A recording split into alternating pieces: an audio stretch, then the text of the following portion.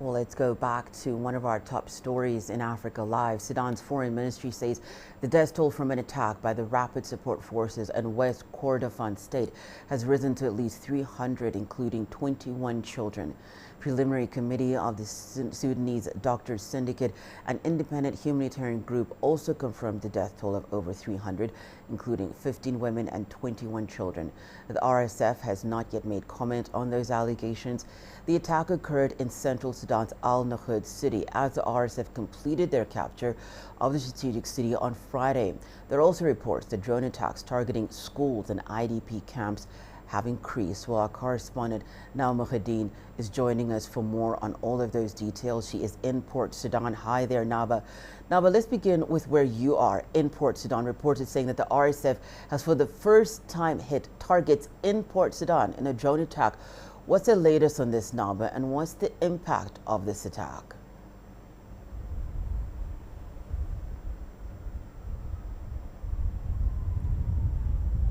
Well, Hannah, since the drone attacks took place this morning, people feared that there is more drone attacks expected, and we saw many military posts in the streets of the temporary capital of Port Sudan.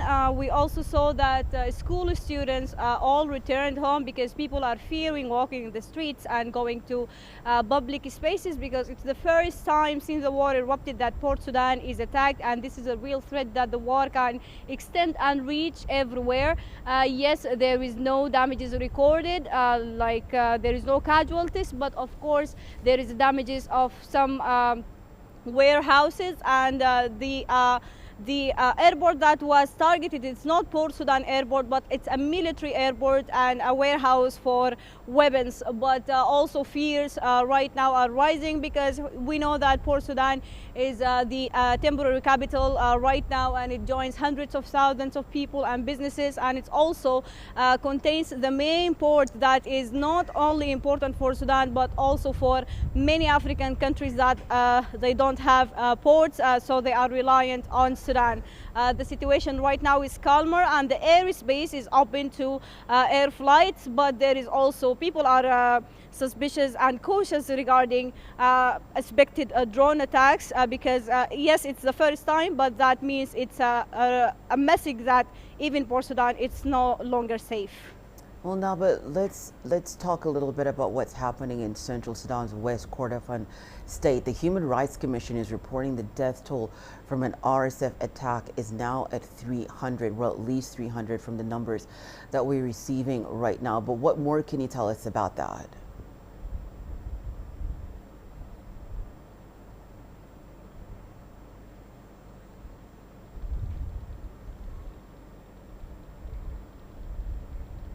Now, I don't know if you can hear me. I'm going to ask you that question again about what's happening in West Kordofan state, with the Human Rights Commission reporting the death toll from an RSF attack is at least 300 now. What more can you tell us about that attack?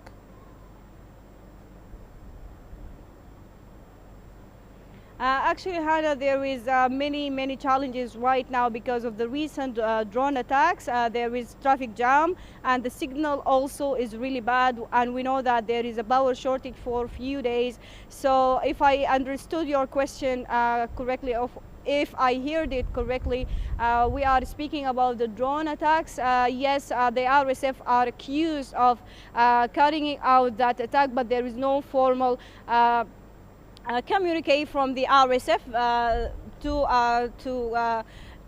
confess that they did that. There is also suspicions about.